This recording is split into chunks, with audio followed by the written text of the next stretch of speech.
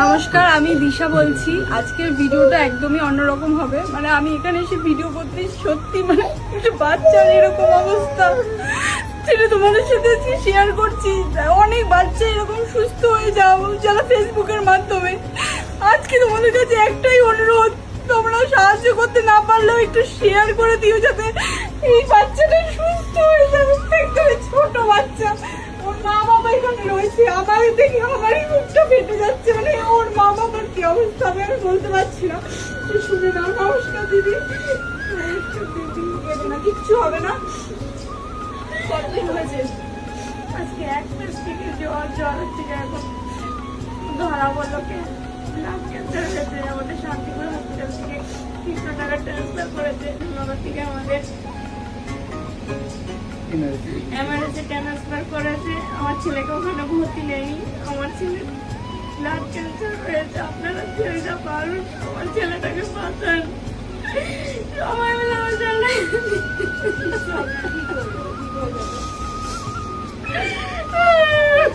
দেখুন, আপনারা তো এরকম অনেকেই সাহায্য করেছেন, আমি দেখেছি ফেসবুকে।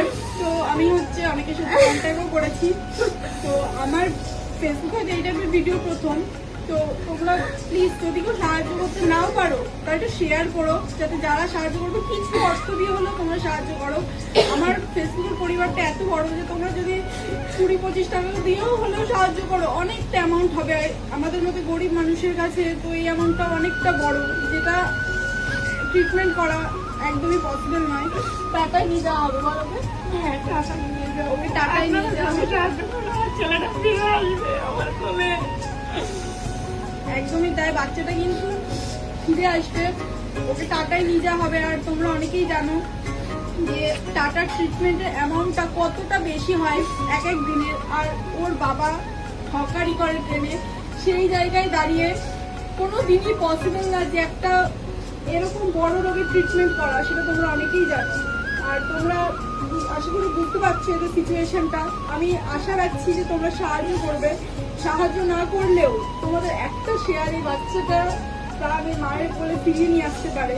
তোমাদেরকে আমি হাত জোর করে অনুরোধ করছি যে তোমরা প্লিজ একটু শেয়ার করে দিও। আর পারলে বাচ্চাটাকে কিছু দিয়ে সাহায্য করে দিও। বাচ্চাটার প্রেসক্রিপশন, সমস্ত ডিটেলস, সমস্ত কিছু আমি কমেন্টে অ্যাড করে দেবো এবং ফোনপে নাম্বারও অ্যাড করে দেবো। তোমরা চাইলে বাচ্চাটার বাড়িতে এসেও ভিজিট করে দেখে দিতে পারো, কোনো অসুবিধা নেই। ওরা এখানে এসে চাইলে ভিজিট করে দেখে দিতে পারবে, কোনো অসুবিধা নেই। তোমরা যখন খুশি আসো। ওদের বাড়ি রয়েছে, অ্যাড্রেসটা একটু বলে দাও। স্টেশনের পাশে যে সরকারি জায়গা বাড়িঘরগুলো আছে, শান্তিপুর স্টেশনের পাশে।